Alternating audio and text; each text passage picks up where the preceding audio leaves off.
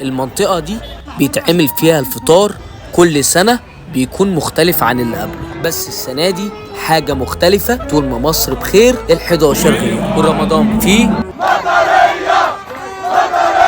رمضان في المطرية يوم مختلف عن أي يوم في رمضان، وسط لمة كل المصريين وكمان الأجانب معانا في إفطار عالمي بيتعمل كل سنة، وتأمين كويس جدا، وكمان الهلال الأحمر علشان لو في أي إصابة، وسط فرحة الأطفال واللمة الحلوة اللي كانت موجودة بين كل الناس، وتغطية حدث مهم زي ده، وكمان تأمين 10/10، ولفت بقى التنورة وفرحة البنات والشباب. ده غير بقى الاستديو اللي عاملينه وتوزيع الوجبات في كل مكان، ومع قرب أذان المغرب برضو الاحتفالات شغالة والتوزيع شغال، وكانت الوجبات حلوة جدا بصراحة، وخلصوا الفطار وبرضو الاحتفالات فضلت شغالة. بجد يوم عالمي في المطرية.